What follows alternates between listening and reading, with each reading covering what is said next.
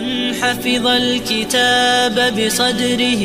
فبدا وضيئا كالنجوم تألقا وتمثل القرآن نور على مر الزمان تألقا وأضاء للدنيا طريقا مشرقا.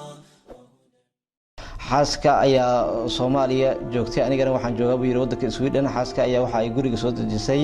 gabar saaxiibteed ah xaaska ima aysan sheegin arrinkaasi dad kale ayaa markaas iga soo waramay markii aan xaaskii ku iri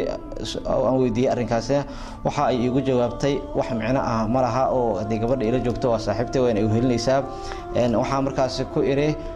si xanaaq leh hadii ay gabadhaasi si deganaato guriga ama ay kula joogto ilaa iyo maalinta sabdiga ah waad iga furan tahay dib ayaa markaas u xisaabtama ayuu yiri oo shaytaanka ayaa iska naaray markaas ayaa waxa dhacday in muddo kadib oo intii aan la gaarin sabdigaasi aan ka laabta arrinkii ahaa hadii ay sabdigaasi gaarto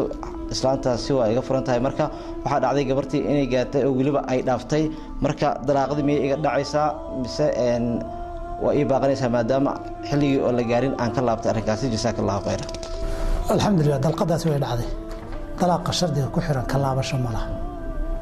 isaga uu ka tagay gacantiisa uu ka baxay wax intuu ka daba taga gacanta ka daba laaca soo qaban maaha dalaaquna waxyaabaha la adkeeyay ka mid tahay dalaaqa mucallaq baa la yidhaahdaa dalaaqa shardiga ku xiran haddaad baxdo waad furan tahay hadday gabadhaa guri weyda waad furan tahay haddaad saa yeesha way furan tahay ka noqday malaha wixii hadduu sidii u dhaco dalqadii way tegi hadday gabadhii uu yidhi sabtida hadday gaarto waad iga furantooda ka horarin sabtidiina ay gaadhay ama anaa raalli ka noqday ha yiraahdo ama iyada iga diiday ha yiraahdo talaaqi u dhacay talaaqa shardiga lagu xiray lagama noqon karo shardigii buu ku xiran yahay adi gacantaada wuu ka baxay mar hadaad tuurtay oo shardi ku xirtay khalaas waxaad awood u leedahay oo gacantaada ku jira